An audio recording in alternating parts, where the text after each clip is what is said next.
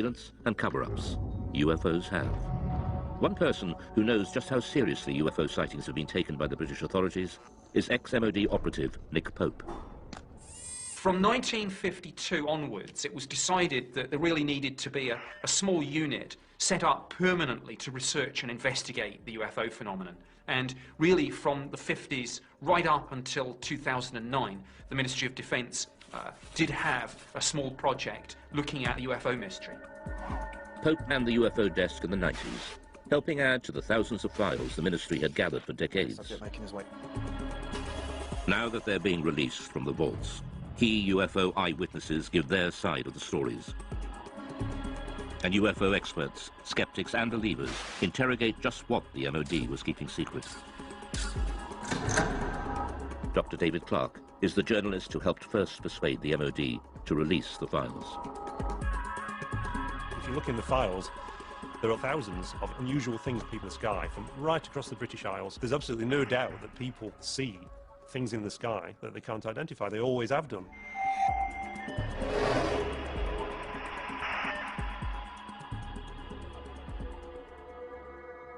January 6th, 1995. Two experienced pilots of a Boeing 737 carrying 60 passengers from Milan to Manchester report a near collision. It's an incredible sighting of an unidentified flying object which sends the authorities into a spin. In the defence files, there are quite a number of incidents involving near misses between civil aircraft and unidentified flying objects. The most impressive of all was a report that was made by the crew of a British Airways 737. Speedbird 5061, overhead Pennines, 9 miles. They were just about to enter this cloud bank, quite a clear sky, good sort of vision. Suddenly the first officer said he saw this object coming towards him like an illuminated Christmas tree.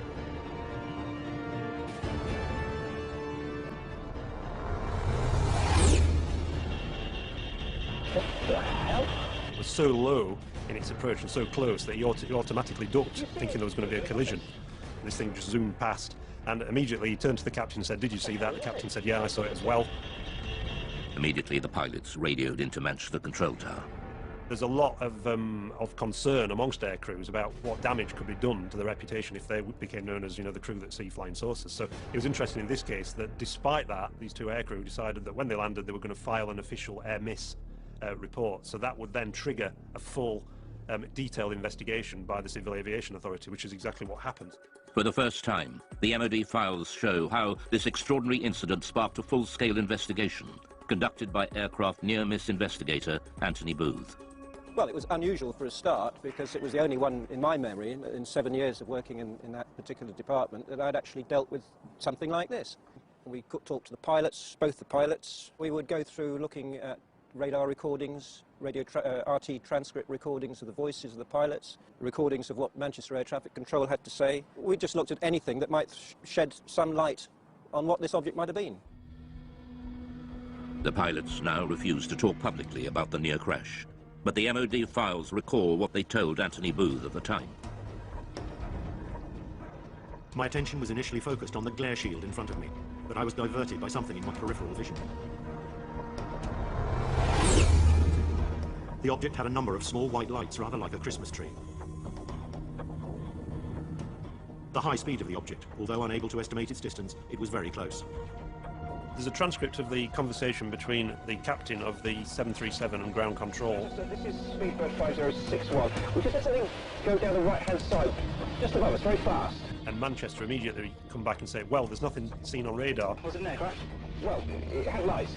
It went down the starboard side very quickly. Manchester say, and just above you? Just slightly above us, yes. Manchester then advised them to keep an eye out for anything, but they can't see anything at all. It must have been very fast. So we'll go down very quickly after it passed you, I think. Okay, well, there you go. The Manchester Control Tower could not find any radar signal. To radar expert Doug Robb, this is extraordinary.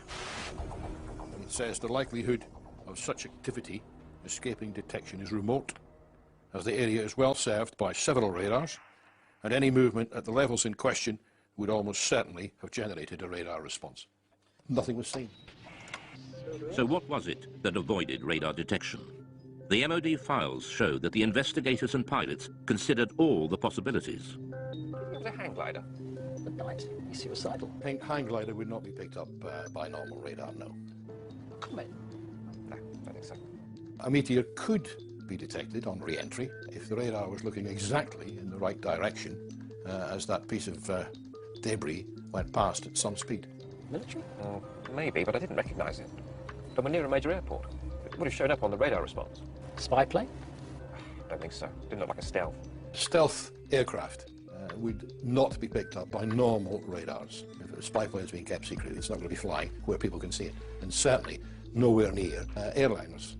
UFO? That'd be daft. I don't know. These pilots are not lying. They did have an unusual experience, which to them remains baffling. The files show the investigation seriously analysed the possibility of military activity. But they found no evidence from any official source.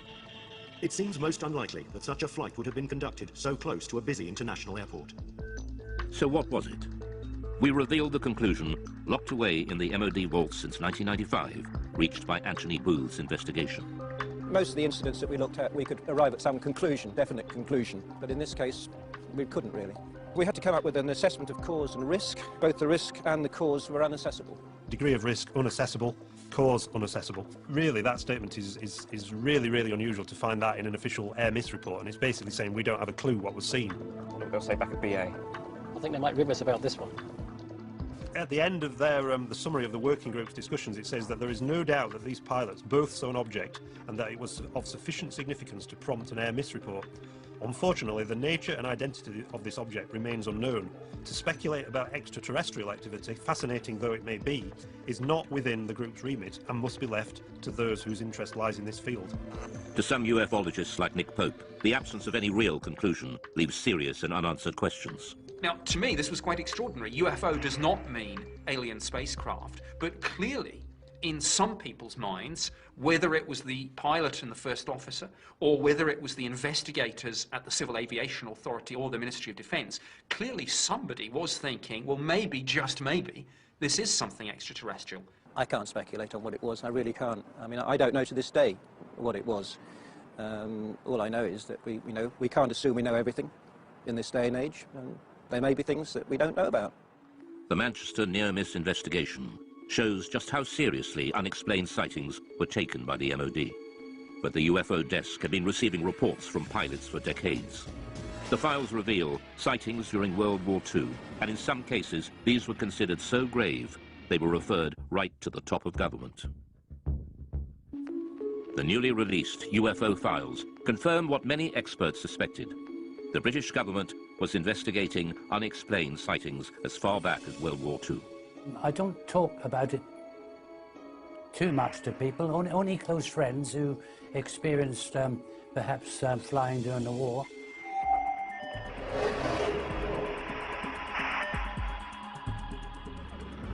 Spring 1944. Britain was engaged in heavy bombing raids over Germany. Rumours of strange, unidentified missiles were getting through to top command. Considered a threat to public morale, the MOD files reveal that the order to keep them secret came right from the top. Sightings, such as the one seen by gunner Bernard Dye. Now I have here a personal wartime diary. I'll read you an entry which I wrote on the 26th of April. Operation Essen. 300 aircraft raided Essen. Dye then recorded the most extraordinary sight. By unidentified objects, which I describe as just red balls of fire. This is the first time Bernard Dye has spoken on television about what happened that night. We left the target area and we were heading back towards Mildenhall, our base. We were heading across France. Everything appeared to be peaceful. Suddenly I saw 3 balls of fire coming up from below and reported this to our pilot, Arthur Horton, on the intercom. A few seconds afterwards, the rear gunner, Brian Harper, he observed 2 more red balls of fire. Immediately, Arthur was a bit perturbed, and were they fighters? No, not fighters, Arthur, just balls of fire coming towards us. I said to Arthur, no, evasive action, corkscrew, starboard, go, go, go.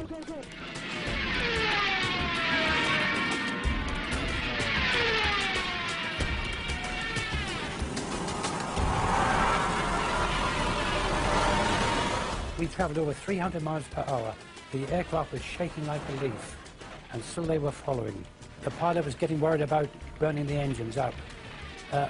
Engineer, Dave, what about the engines? Never mind the engines, skipper. Keep going, or something to that effect. The words were rather rude. It certainly gave me and the crew the willies to see them. After a short distance, these 5 red objects, they just got slower, and the red lights disappeared into the blackness below, and we got safely home. Well, when we got back to Mildenhall, our base, you know, each crew is interrogated by intelligence officers, and they just laughed at us. And this upset the pilot, and, you know, he said, "You wouldn't bloody well have been laughing if you'd have been sitting with us in the aircraft." What did Gunner Bernard Dye think they were? Didn't know what to think, but I thought they were just a new weapon that the Germans had invented. Bernard Dye was not alone. Other World War II aircrew had also reported unexplained sightings, and we now know that at least one of these reports was suppressed, and the order to do so came right from the top. Wartime Prime Minister Winston Churchill was so terrified the report would leak out, he ordered a 50-year blackout. Mr. Churchill declared that the UFO incident should be immediately classified for at least 50 years, and its status reviewed by a future Prime Minister. Churchill's order referred specifically to a late World War II sighting made by a British aircrew returning from a reconnaissance mission over Germany. The files record, "My grandfather was present during a debate about an unexpected incident experienced by an RAF bomber crew." The MOD files show that the story originates from the grandson of Churchill's bodyguard, who had been present at an urgent meeting between the Prime Minister and the US commander of the Allied forces, General Eisenhower, who discussed the incident together. He was writing in to see if the ministry could confirm this story, that this guy who was the bodyguard was present at a discussion between Winston Churchill and Eisenhower about a mysterious incident when the crew of a Royal Air Force reconnaissance aircraft that had seen this metallic object that had appeared by the side of their aircraft, and it followed the aircraft, and it behaved in a way that was completely unexplainable in terms of it being, you know, a German aircraft or any other sort of Nazi flying machine that they were aware of. A leading aircraft expert was also at the meeting. He dismissed any possibility that it could be a missile, since a missile could not suddenly match its speed with a slower aircraft and then accelerate again. Churchill was determined this would go no further.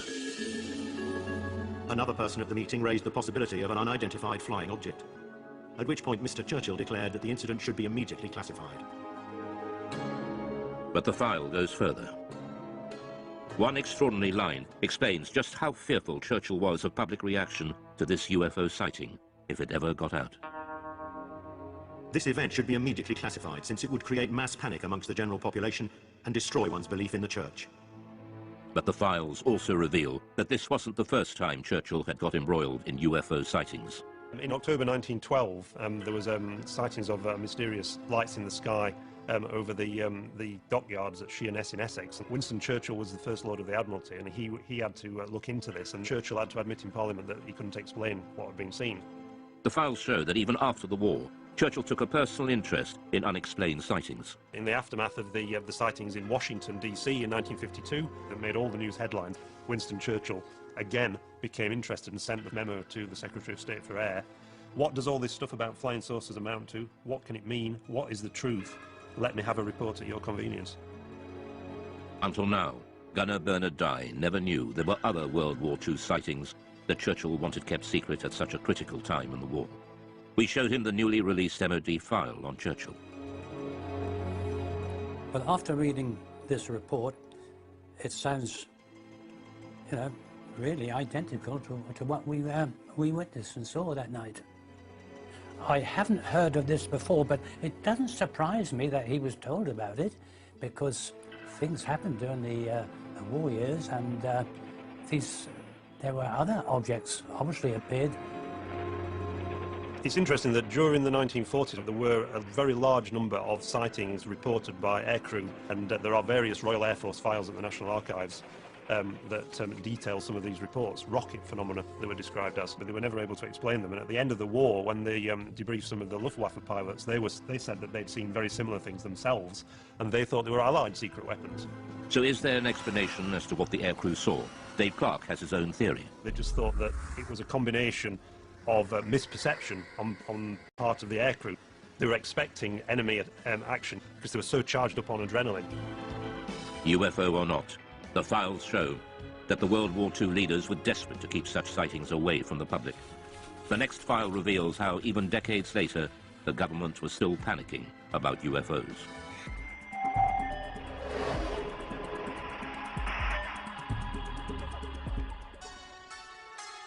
Many UFO experts believe that the Pitlochry file illustrates one of the most significant UFO conspiracies of recent times. It involves photographs of an unidentified object captured flying over a remote Scottish valley. The photos were sent to the MOD, but mysteriously went missing.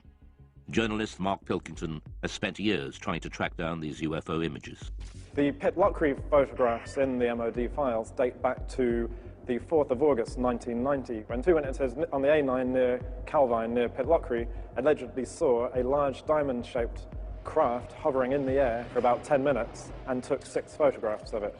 And the object that they claimed to have seen was accompanied by 2 aircraft, which the MOD later identified as Harriers. The photographer has never been identified. He sent the 6 photographs to the Scottish Daily Record newspaper. The paper never ran the story. Instead, they referred them to the MOD for investigation.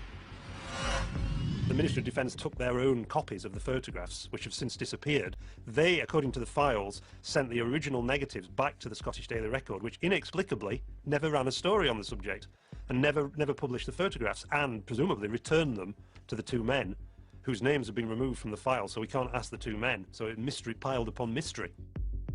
All that remains in the files is a photocopy of the alleged photographs. Ufologists later mocked up this photo of what was seen. But Nick Pope dealt with the original photos and file when he worked behind the MOD desk.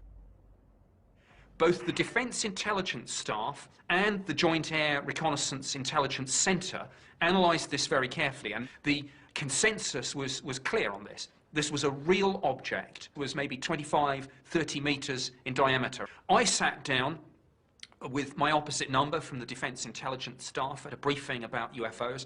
We discussed this photograph extensively. This was something that was of defence interest, because clearly it could do something that we couldn't, and we wanted that technology. The MOD was determined to play down the incident.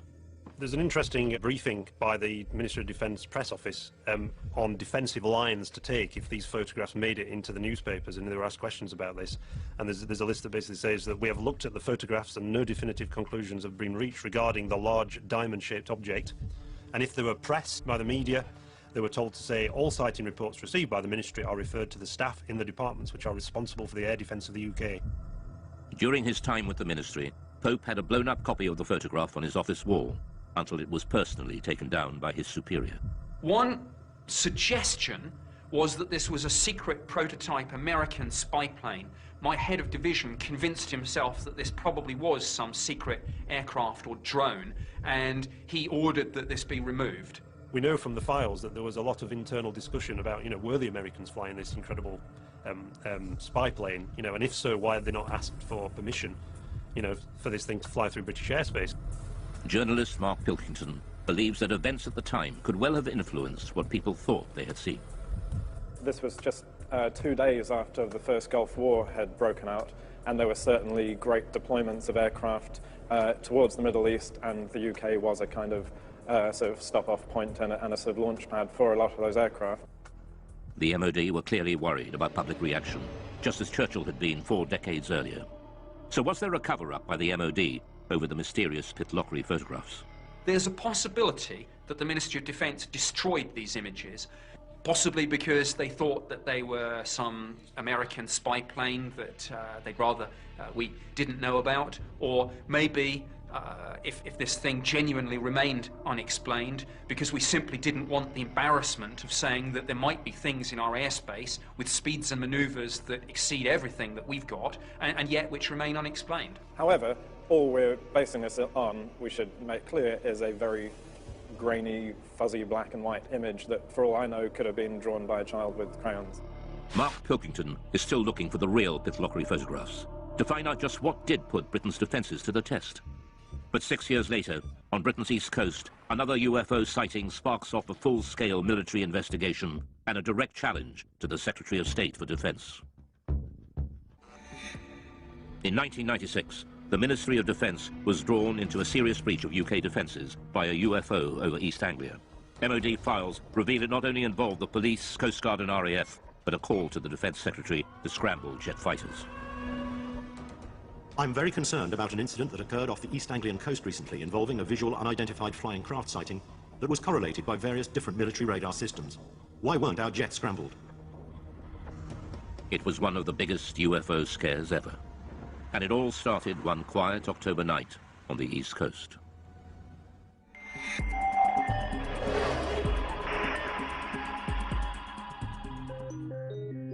It was the police officers, actually, who phoned in the first reports. There's an extract from that. In the early hours of the morning, the police are saying we can see a red and green rotating light in the sky directly southeast from Skegness. It looks to be high in the sky directly over the Wash. The patrol officers reported the sighting to the station sergeant. I immediately phoned it through to the Skegness control room, who relayed it onto Great Yarmouth Coast Guard Maritime Rescue, suspecting it might be an incident over the sea. We had a report at about 3:15 local time from Skegness Police, and they could actually see this light in a southeasterly direction. We were uncertain of what it was at the time, and we immediately made a report to the local air defence radars to see if they could see anything. The call went through to RAF Neatishead, the most important air defence centre in southern England. Clyde radar has a contact bearing at 221 degrees. They noticed that on one of the radars, a blip that they couldn't identify, that wasn't an aircraft. Could the mysterious radar blip and the strange lights seen by the police be the same thing? Panic calls from the public started to come in. No, I don't think they're invading. The call was put out to shipping to keep a lookout for unidentified lights. Then a tanker came back. We're seeing a group of lights above the Wash. The vessel at sea was the Connor Coast, and she was in much this sort of area. At 3:50 a.m., Patrol Officer P.C. Leyland rushed onto the police station roof to video the strange lights and managed to capture 5 minutes of footage, now showing a single stationary white light. News of the sighting spread quickly through the UFO grapevine. The transcript of the conversation between the Coast Guard and the police and the trawler crew was leaked to the local news, and it suddenly became this huge UFO incident that got to the attention of the local MP. The sighting gathered such momentum, even local Labour MP Martin Redmond got embroiled and started asking difficult questions. Martin Redmond said, look, you've got police officers seeing UFOs, you've got Royal Air Force officers tracking them on radar, and yet you don't even get the aircraft in the air to take a look at this thing. Here's a copy of the letter that Martin Redmond MP sent to the Right Honourable Michael Portillo, Secretary of State for Defence, and he says, I'm very concerned about an incident that occurred off the East Anglian coast recently involving a visual unidentified flying craft sighting, which was correlated by various different military radar systems. While I'm interested in finding out what was seen, my primary concern stems from the absolute shambles that such an event seemed to cause. So he's really sort of having a go at the Ministry of Defence and saying, why didn't you react to this? What are the RAF doing? So this really stung the RAF. The files reveal a picture of chaos. The letter sparked off an MOD investigation to explain the RAF's resistance. Doug Robb was operations manager on the night. We showed him the MOD findings. He wasn't surprised by the conclusions. This diagram is the radar plots over Boston on that night. And in summary, it shows that Claxby picked up the object, but it didn't move, and it was on land. And after investigation, it was decided that it was the Church Tower, the Boston Stump, as it's known. The files were certain this was the culprit. The church is known in aviation circles as the Boston Stump, and appears occasionally on some radars in certain radar propagation conditions. They said that this was a completely separate phenomenon to the bright stationary lights that had been seen by the police from Boston and Skegness and by the tanker crew. The report concluded there was no justification to order the scramble of RAF fighters, much to the chagrin of the local MP, Martin Redmond. You'd scramble for a high-speed incoming aircraft 200 miles away, but you're not going to scramble aircraft for a fixed object on land. I mean, what's the threat? If what the radar picked up was indeed a church, what then were the mysterious lights seen by the police and the tanker crew? The MOD scrutinized the police video footage. It suggests a distant celestial source. The MOD sent the footage onto the Royal Greenwich Observatory for analysis. Their report has been kept buried since 1996 in the MOD files. UFO and astronomy expert Ian Ridpath was shown their conclusions and the police video. If you look at the police video, you can see it's just a bright dot of light just sitting there, not appearing to do anything. So, to me, this shows that even the most impeccable witnesses can actually make what is really a basic mistake, which is just misidentifying bright celestial objects. Well, the most common culprit is the planet Venus. In fact, it's called the Queen of the UFOs, and this is because it's the brightest object in the night sky after the sun and the moon, which could have been what the police were seeing. He also believes there's an explanation for the colours of the lights. When the camera zooms in, very often the camera will completely lose focus, and you can actually see some odd shape to the light, which is actually the diaphragm of the camera. But this doesn't explain what the tanker crew observed. The MOD investigation found that they saw a light coming from a different direction to Venus. And they were baffled. These lights remain unexplained. But expert Ian Ridpath believes there is an answer. The object that the tanker saw to the north, I think, was another bright star called Vega, which is also just appearing to twinkle and flash multicolored lights. UFO expert and skeptic Dave Clark believes there is a reason why this escalated into such a major incident. This happened in 1996, which was the very height of the popularity of the X-Files series on TV. It was the biggest sort of year, the 1996-97, in terms of number of reports they received since 1978. So is this case closed for East Anglia? Or will more mystery emerge, just as it has, with one of Britain's most celebrated cases that refuses to go away, the Welsh Roswell?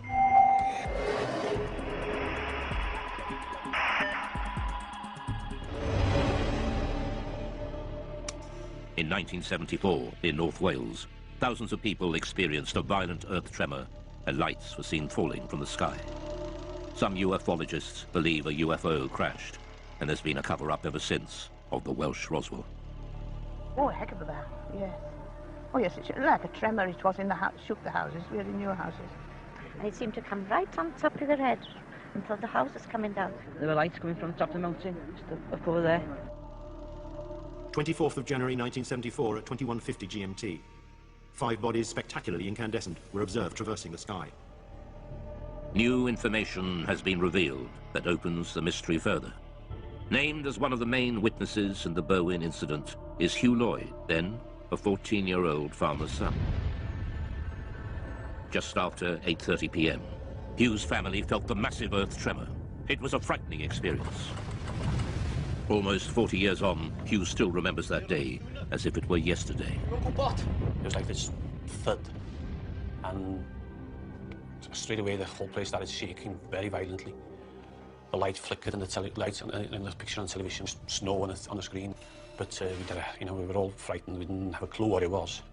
And Enoch said it must be an explosion, and then the phone started ringing. Hello? Like neighbours, phoning to ask, did you feel that? And then roughly about 20 minutes, there was a knock on the door. And there was a police officer there. And he said, we've had reports there's a plane crash that's come down on the Berwyn, and we'd like to commandeer your Land Rover to go up there. Me being 14, I said, well, Enoch, you better drive it.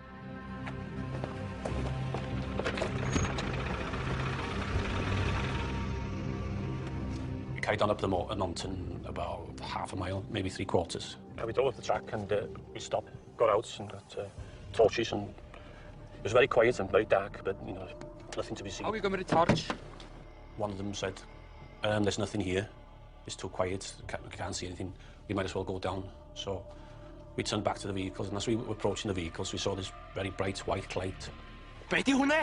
It's up the valley, just behind those trees there, up to the left in the valley between those two mountains. A very bright white light, coming up from the ground, pointing upwards. But it was, very, very bright. I knew it was coming from the ground, but we couldn't actually see the source of the light because it was, in the valley itself, being hidden. The light didn't look like a plane crash. It was too white for a fire. It didn't last for very long. 20 seconds was at the most.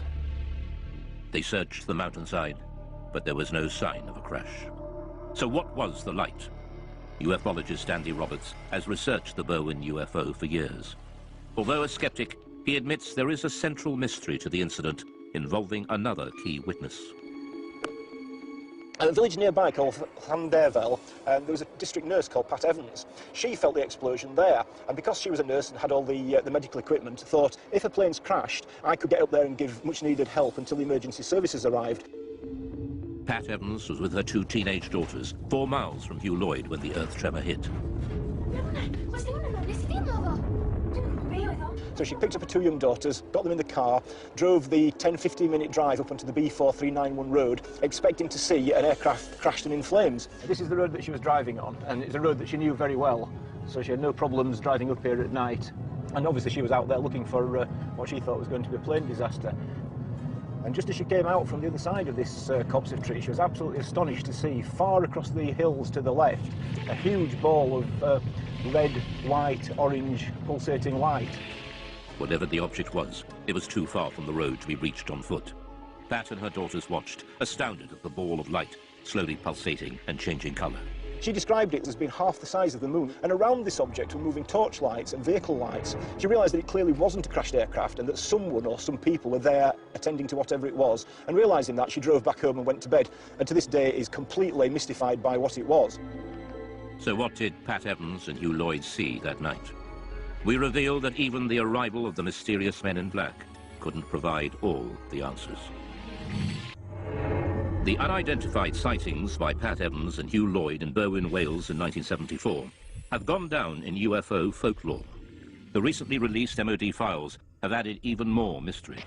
Researchers from the British Geological Survey were quickly dispatched to Berwyn to investigate an earth tremor that had registered 3.5 on the Richter scale. Immediately after the earthquake, we were getting a lot of reports, some of them rather complex ones about lights in the sky, lights on the hill. So I brought a small team of people down to ask the local people around here what they'd seen, what they'd heard, what they'd felt.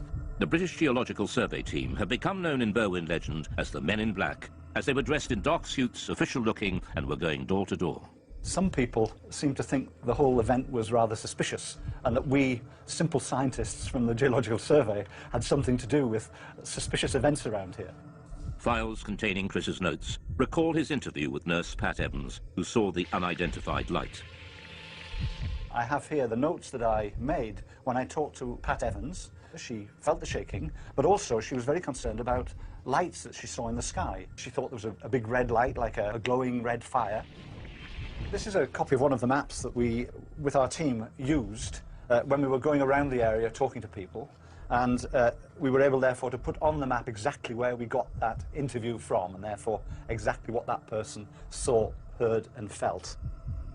This British Geological Survey map, buried in the vaults, is a revelation.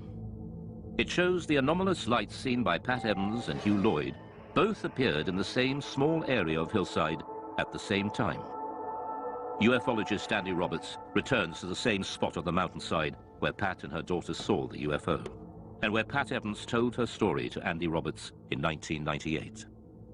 When I brought Pat Evans up onto this mountain road in 1998 and she told me her story then, I photographed her, and the photograph that I took showed her pointing to where she saw what she saw in 1974, and judging by this photograph, she was pointing over there, and which we know is where the police and farmers were searching that night. Pat Evans was on the Llangannock to Welshpool Road, which is just beyond the forestry there. So if she was there, she probably saw the same lights as we saw. You know, because she's dead in line. I'm nearly positive that's the same lights as she saw. The recent files show the MOD's explanation for the sudden explosion and mysterious lights. Subsequent search of the hillsides in question revealed no sign of impact, however. The Meteorological Office considered that these sightings could have been occasioned by a bolide, that is to say a meteor, which enters the Earth's atmosphere and burns up before reaching the ground. A private investigation done on behalf of the British Astronomical Society concluded, however, that the meteor may in fact have disintegrated over Manchester and that its appearance was preceded at 8:30 p.m. by an earth tremor in the Berwyn Mountains with which it has no connection. In regards to the UFO phenomenon. So if you capture anything amazing, submit it to us via Skype, Facebook, Twitter, and we'll be checking out your incredible videos. Keep your eyes on the skies, everybody. My name's Blake Cousins, and we'll see you again next time. All right, we're here going up the world's steepest road in the United States of America. And let me tell you, it's a hairball situation. I'm gonna put it into third gear and we're gonna take this all the way. Like I said, world's steepest road in the state of the United States of America. Here we go, let's gun it. Everybody hang on now. Okay. Now this is about almost, I'd say it's 60% incline right there, and we just hurdled it. Now look at this. We're in four-wheel drive lockdown in our Wrangler, and it's pretty much handling it quite well. Everybody, thanks for joining us here at Third Phase of Moon, and if it wasn't for you watching the skies, submitting your incredible videos, wow, we wouldn't be here like I was just saying earlier. Everybody, take care. My name's Blake Cousins, and we'll see you again next time.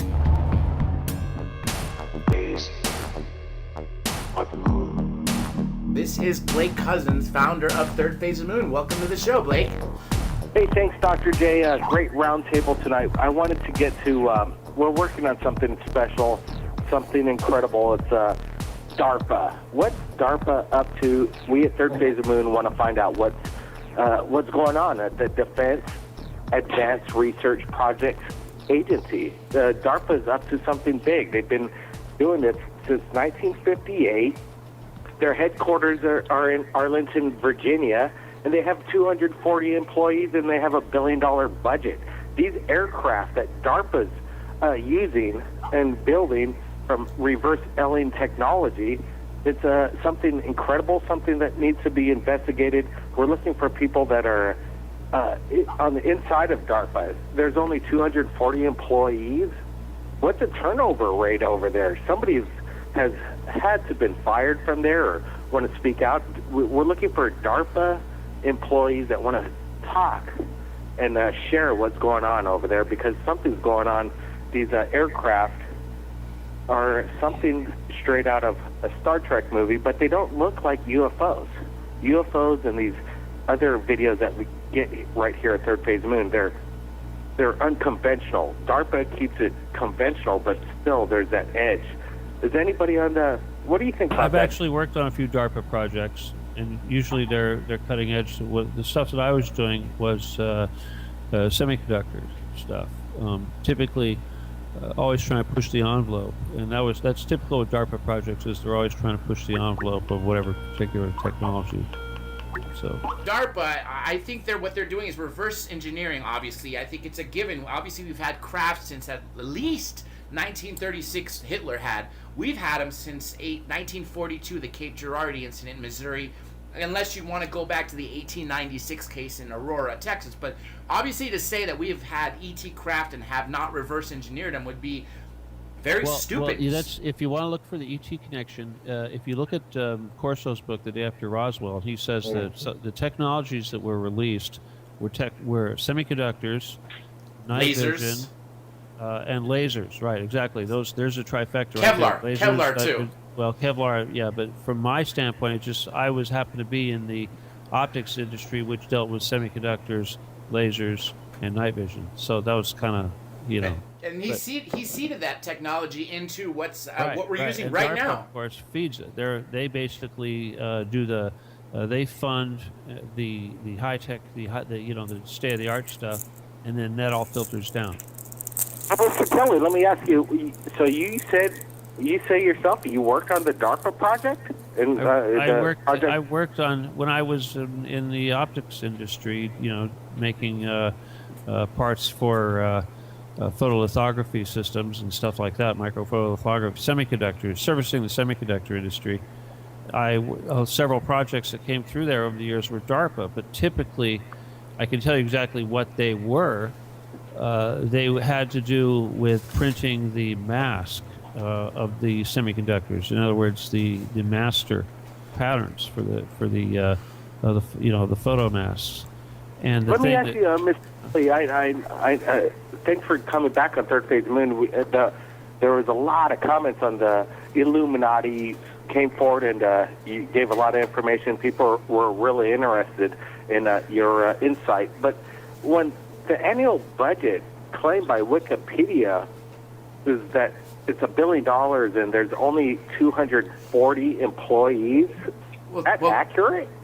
Blake, let me jump in for that. I got to tell you, is obviously what's written as the budget is not the real budget. And I know this for a fact because this SEAL, who's not into conspiracies or anything at all, he was just a normal Navy SEAL who was in Vietnam from 66 to 69.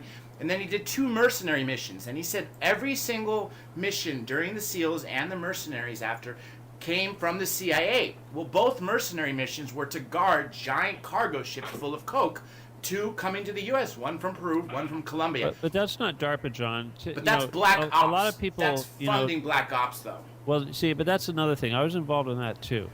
But the DARPA thing is different. DARPA really does go out to industry in the form of grants and contracts to make advanced stuff and assemble advanced stuff. And so it's very much a technical construction arm of the, and if you will, a de-engineering farm too, no doubt. Certainly, obviously, they were de-engineering equipment, and that's why they were able to direct this. They knew what to build. They could write these specifications, advanced specifications, because they knew what direction they were trying to head with this stuff. So, but well, that's exactly, you hit it right on the button, because in 1958 they originally established DARPA as their original mission to prevent surprise, like a launch from a Sputnik, or Soviets had beaten us to the States, but now they're also creating this to surprise our enemies. And this keeps changing. They actually changed their name from ARPA to DARPA. When you were working there, was it ARPA or DARPA? Okay, well, that's what you're talking about. That's the predecessor to the internet, where they had the ARPANET and the DARPANET. But gosh, what was I going to say? The thing about this, it's a little bit different. The technology stuff. I'm sorry, I kind of. Well, Maxwell on DARPA. Maxwell, I want to ask you on DARPA and also HARP, because you mentioned about the ley lines of the Earth, and there seems to be a natural energy why there's cities at certain places, and 33 degrees and all the rest of that. I know you know about that kind of stuff. So what's your take on both DARPA and HARP and the ley lines? Go ahead. John Bearden and Dr. Bob Beck were talking about ELF, the extreme low frequency, and the woodpecker effect coming out of Russia. Woodpecker is still, I guess, in operation. You hear it on shortwave. And so the whole concept of using frequencies and high technology, what they call over-the-horizon radar, to create earthquakes, to create hurricanes and volcanoes down, I don't know. There's all kinds of high technology that's been known for many years, and Tesla was doing that kind of stuff a long time ago. And so the guy you really want to listen to on that kind of stuff is Colonel Tom Bearden. You can find him on the web and just listen to some of the stuff he's talking about DARPA, but he's talking about the occult and heavy-duty stuff that this government and other governments around the world are actually doing. And I would throw in something that you might want to look up. It's called the woodpecker. A lot of people may not know what I'm talking about, but it's a very interesting subject. Just look up woodpecker effect, and you will see that both Russia and America have been using this kind of high technology, ELF, extreme low frequency, to cause people to go crazy, causing people to get angry, causing people to become confused electrically. So all of this stuff has been known, I mean, I'm sure it was enforced as far back as maybe the 40s and 50s, but it started to come out in the 70s. This high technology using electronics to confuse people, to cause strange cloud formations, and of course that brings in HAARP. So all of this stuff is very legitimate. It's very, very real, but there's a lot of good stuff out there now, a lot of good information on it now that wasn't there back in the 70s when we were originally talking about it. Look into Bob Beck, guys. Yeah. Congress sent Bob Beck to Russia to investigate the woodpecker. He basically smuggled some gear in there that allowed him to analyze the frequency and figure out what was going on. And he was a dear friend of mine for many, many years. Yeah. He was a friend of mine too, George. Yeah. He used to hang out at my shop and buy lasers for me to use as pointers at his lectures. Yeah. Yeah. I loved him. He was a wonderful, wonderful man. He always wanted the most powerful laser. Had to be twice as powerful as what anybody else had. They keep changing their story and their name. If you've worked for ARPA or DARPA, we'd like to interview you on Third Phase of the Moon and find out what's going on behind the scenes. Everybody keep your eyes in the sky, and if you captured anything amazing, send it to Third Phase of the Moon via Skype or Facebook. My name's Blake Cousins. We'll see you. Wow, look at it light that up. Wow. Welcome back to Third Phase of the Moon. My name's Blake Cousins, and we're going over breaking news that we just released on YouTube. Third Phase of the Moon. We're just about to hit 100 million views on our YouTube channel alone. Everybody subscribe to get the latest breaking news about UFOs from around the world. I just wanted to go over an incredible video just in tonight. We're going to discuss it with Dr. J. Andy Elias and former FBI agent Ben Hansen. He went over this video that we're looking at right now. Incredible footage captured from within a plane of what looks to be mysterious lights below. Dr. J, I wanted to get your opinion first of what you thought of this video just into Third Phase. You know, I honestly, the genuineness of the people on board that were witnessing this craft, of the person recording, clearly you could tell because it's a vertical thing, a vertical shot. It's from an iPhone, but obviously, as Ben Hansen said earlier, they could have won an Academy Award. They definitely saw something out there. I don't think it's CGI. It's definitely in the air. Well, the first thing that I noticed with this is it caught my attention that the light was moving a little bit. It didn't look like it was in conjunction with the camera shake, and I thought, well, this could be CGI, computer generated imaging that is showing what we call an error in tracking. It's when you animate something, you have to anchor it to the rest of the objects or the background in the film. And I was thinking that this object wasn't tracking correctly at first. But the more I looked at this, I realized this didn't appear to be the issue. In fact, it looks as if the light and the way that it wobbles a tiny bit in the first of the 3 videos probably is only due to something we call shutter roll. This is a rolling shutter effect with the CMOS sensors in a lot of cameras. And what ends up happening is sort of a blurring effect, or it looks like the image is wobbling. So the reactions of the people seem pretty genuine to me. It actually take a pretty professional job to fake reactions like this that are so spontaneous. They seem appropriate with the background of the chatter and everything you're hearing on the plane. It wasn't over dramatized. They didn't act as if they were reading from a script. It sounded very legitimate and real to me. So my opinion is that whatever's captured in this video most likely is happening in camera. It's going towards it. Whoa! Oh man, look at that! Do you see that? Yeah, we're looking at the videos, and now we're about to enhance it and zoom it in about 2,000% and put some brightness contrast to this, so we could even get a better look at these videos that came in. And there's some new information about what was going on in regards to this, and we can all hear people's reactions in real time. This is something incredible, but They were on their way from a business trip from Vegas to Chicago, and they're thinking this is closer to Vegas. So, and it was shot in what was it, March or May 9th, 2013. So there's old UFO videos out there. He said he couldn't share it with Third Phase of Moon because he had a hard time editing these 3 clips together and zooming in on the UFO. And that's what we do here. What we do here at Third Phase of Moon is analyze these videos. What do you think of looking at the trifecta, John? Like you see it from one light and then it transforms into a triangle formation. You know, that's definitely not the first of a UFO doing that.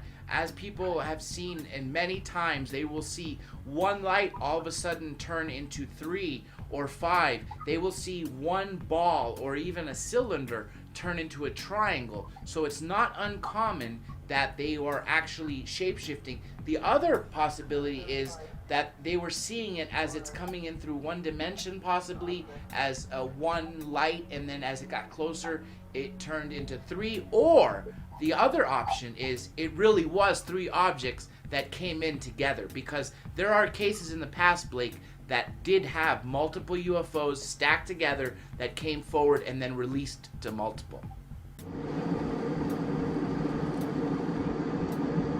Wow, look at it light that up. Wow. It appears to be maybe a half an hour of time. We're looking at something where the sun is probably just set beforehand. In the third video, it's actually quite dark. I wouldn't be surprised if this happened over about a half an hour. In the last videos, though, what you'll see is part of the reflection of the inside of the plane. So the other passengers, you're kind of seeing them, you know, backlit and reflecting. So there is some of that, but the object and the light is consistent throughout all the 3 videos. That there's something illuminated. It makes me believe that this is actually happening down beneath and outside of the plane, not an artifact of camera reflection or something inside. Plus you have the witnesses who are corroborating. We're led to believe probably someone in the row behind them or in front of them is also seeing the same thing, which, you know, angles of camera flares and things like that just wouldn't match up. Weather phenomena, I don't think so. The only thing I could think of, it was a pretty clear day. It didn't look like there was much haze at all. And I don't think that anything such as ball lightning or a weather phenomenon that would be very rare, you know, would continue, especially for such a great amount of time as what we're seeing over several minutes. And for this thing to kind of undulate, it looks like a snake with a trail of light following behind it, which is very, very strange. So it's a great video. It really is. To me, I'm going to have to put this in the box of I have no clue. This doesn't fit typical UFO description of solid object, of triangular object. It doesn't even fit the description of light anomalies that we're familiar with. For everybody out there who was on that flight, contact Third Phase of Moon. Whether you were a witness that just heard people saying they saw something, or you were one of the people actually looking out the window, contact Blake Cousins in Third Phase of Moon. Thank you, John, and thank you, Ben, for joining us right here, going over this incredible breaking news. Everybody look at the videos. We've contrasted it, again, zoomed in, listened to the reactions, and if anybody has old footage, you know, whether it goes back to the 60s, Super 8, high VHS, Super VHS, we want to go over it, look at it, zoom in on it, because I know there's an archive of UFOs still waiting to be seen and shared to the world. Everybody keep your eyes on the skies. My name is Blake Cousins. We'll see you again next time.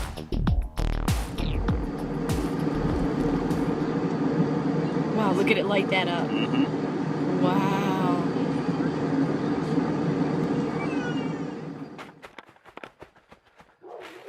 There they go.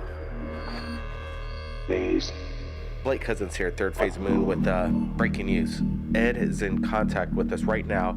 He's just shared incredible video of what looks to be a star ship, a beam ship of some sort, shooting vertically in the night sky. Ed's with us right now. His videos are going viral. The people have shared his videos, asking the big questions. They're all over the internet. Ed's footage over the past couple months have been so, exciting in the UFO world right now. People are amazed.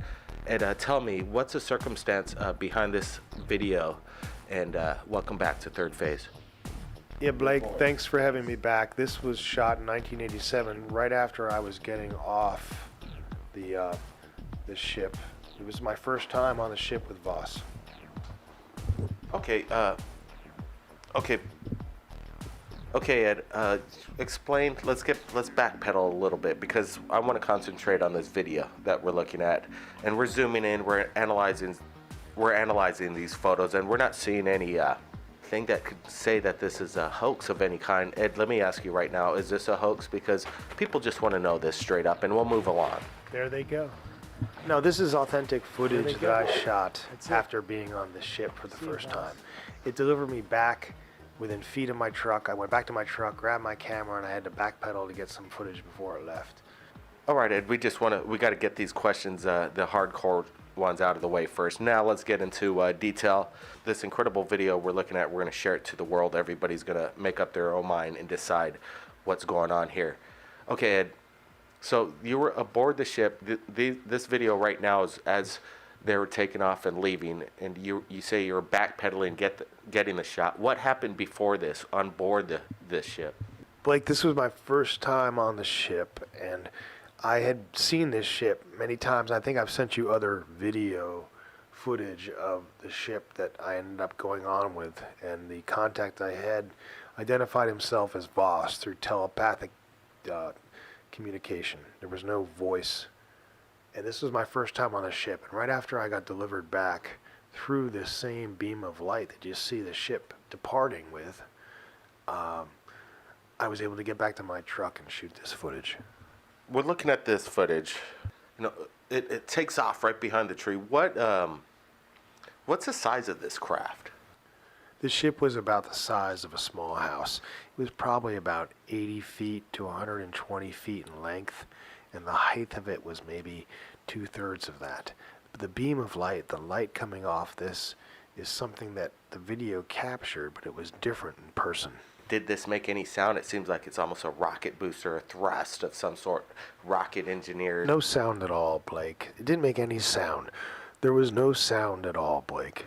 You know, we're talking right before you shared this video, that you're saying that this isn't you have somebody in your family that... I mentioned that my uncle was a lieutenant in the Air Force during World War II. He was the one that I first saw an unidentified flying object with. It happened when I was a young boy, and it happened more than once, but it happened with my uncle. And after my uncle died at a young age, he was only 66 when he died, I continued to have these visitations, and I continue to have them today. I think the only reason why I have ever had contacts with UFOs and extraterrestrial intelligence is because of my uncle. And it makes me think of Voss, because it's the same kind of telepathic communication that happened with my uncle and I. There were a lot of things left unsaid, but that were clearly understood. Ed, a few days ago, we posted this incredible video of a classic metallic flying saucer, and you know, it doesn't get much better than this. I didn't get your comments of what the circumstance behind that was, but there's a lot of stuff going on in the video. You see apparitions flying by. It almost looks like something's jettisoning out of the UFO. What was going on in this shot right here? Yeah, Blake, I just dug these up, and this was a great discovery to make again. This came in about 1986. It might have been as early as 1984. There's two of these here, and they're different. They look similar, but they're actually different craft.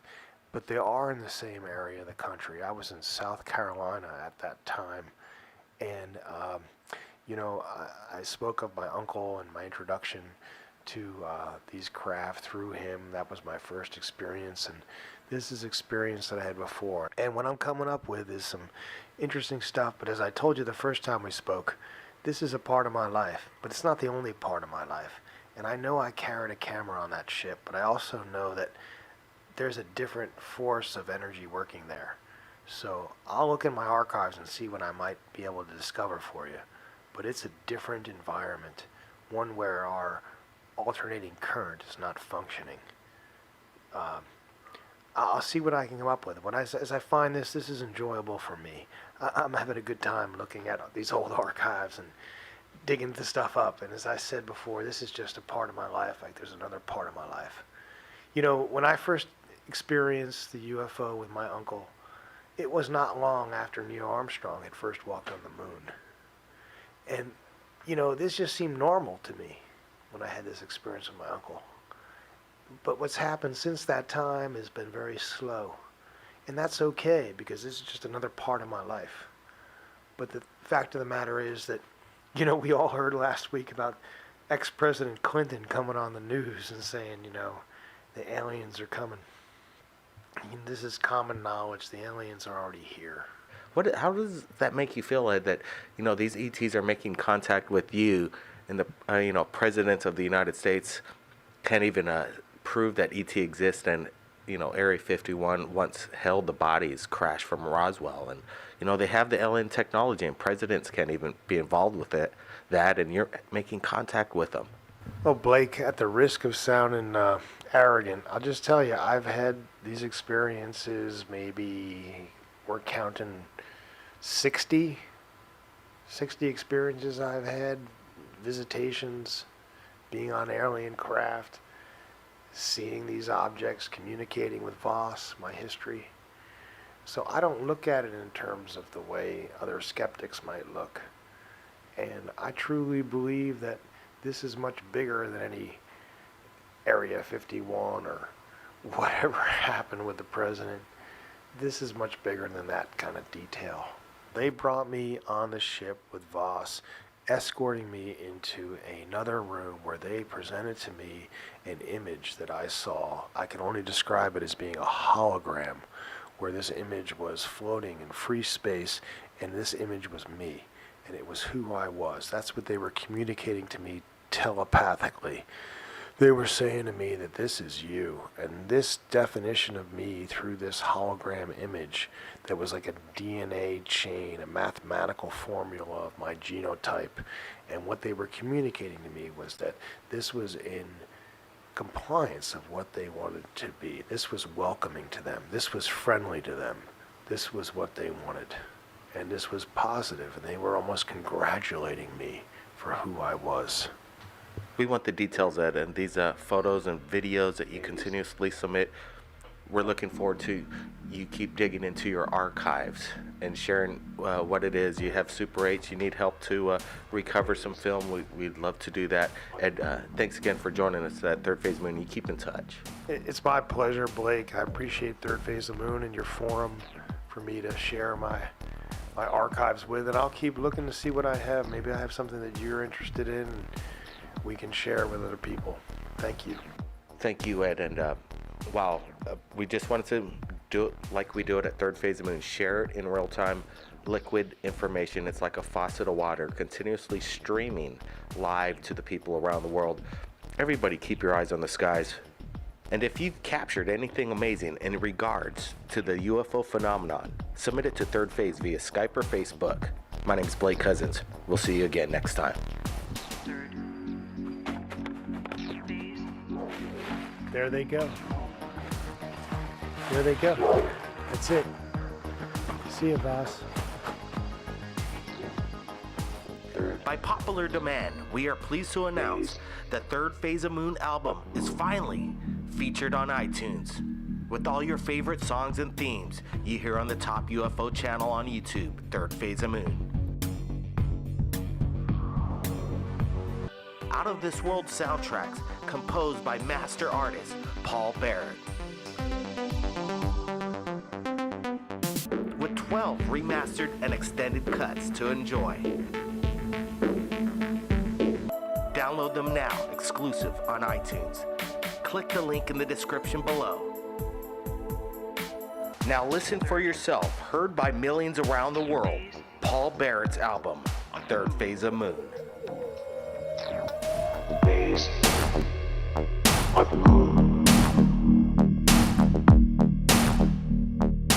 Welcome back to Third Phase of Moon. My name's Blake Cousins, and in this week's episode, we're going over 2 incredible videos submitted to us right here at Third Phase. Now let's get to it. Now for our first video, shot from Austin, Texas by Jason, who describes this incredible object as a sight to behold.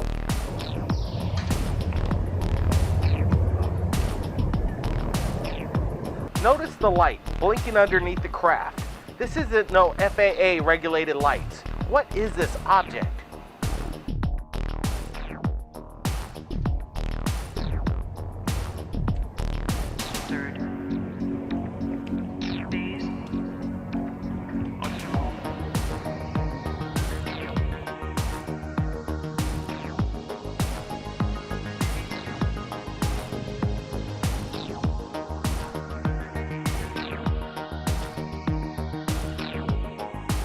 There it goes behind them trees.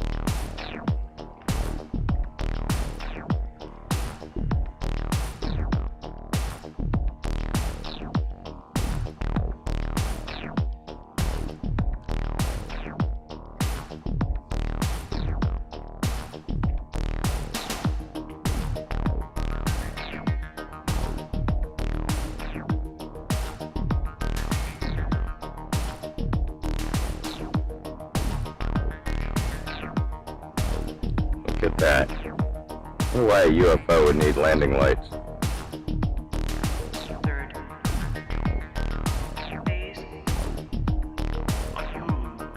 I wish this thing would focus in a little better.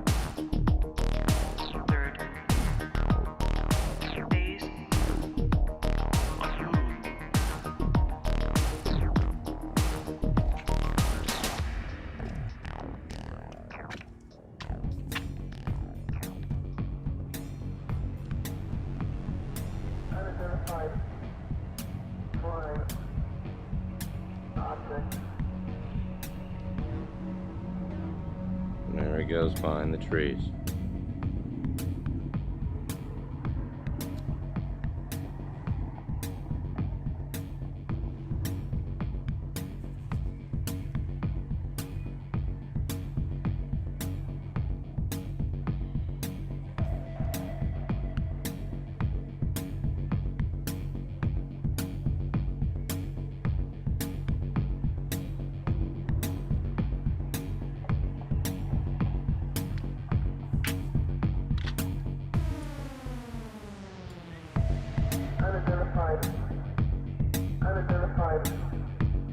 Unidentified flying object. Unidentified. Hello. Unidentified flying object.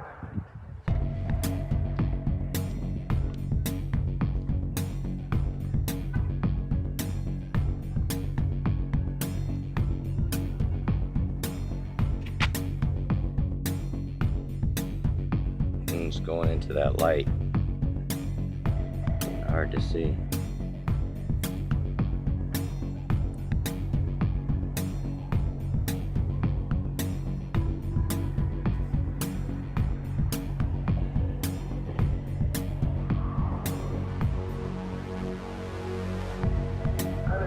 Still see it going behind them trees. It's right over downtown Austin, Texas. Unidentified flying object. And I can't see it anymore. Still see it on film though. It's gone though, I can't see it at all.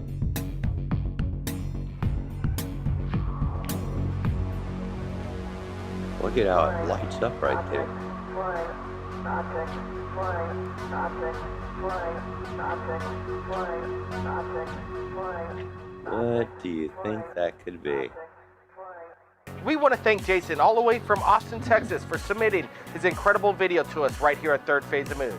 Now for our second video, we received a call from Amanda all the way from Michigan while we're live on the radio show, and she submitted this incredible film. Take a look at it.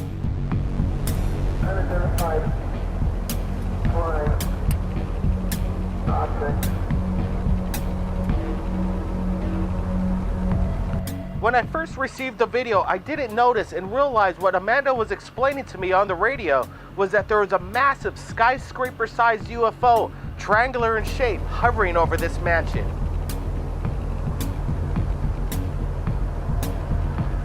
Could this be a TR-3B, a reverse-engineered alien military aircraft? You decide.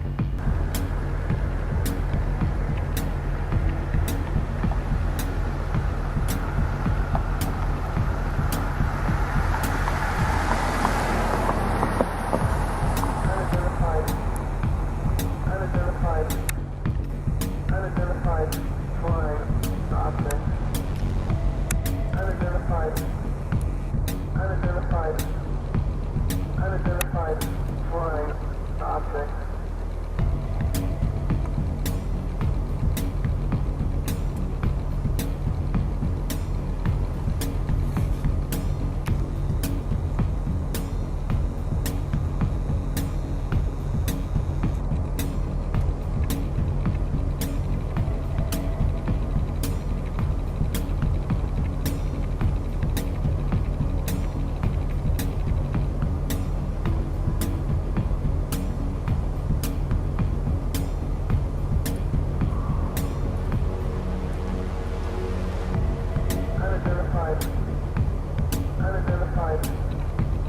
Unidentified flying object.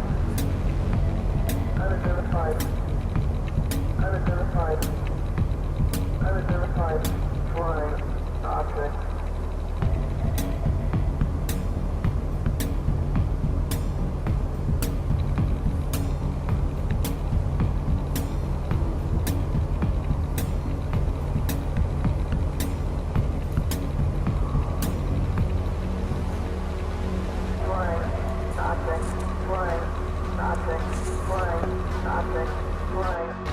I'm recording now, because what I thought I was taking a video before, and I think I am right now, but yeah, I think I am. It's right above me.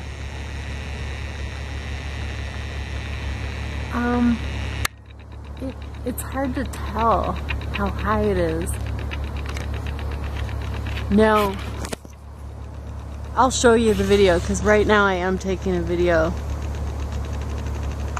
Oh my god, it's gonna be on the news. It has to be. Somebody else has to be seeing this.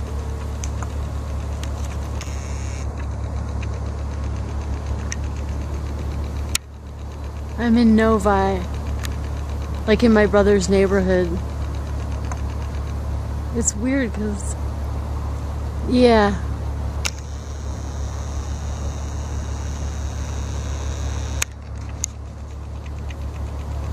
Let me get another.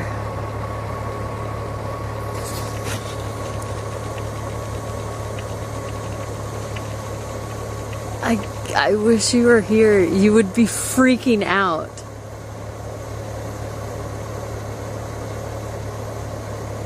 Yeah, I'm taking good footage now because there's a perspective, like there's a house in perspective, and now it's kind of going far away now.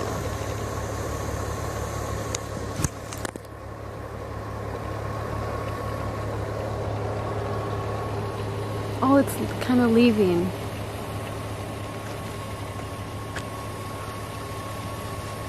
It's going east. Oh my, they have to know I'm here. Oh my god.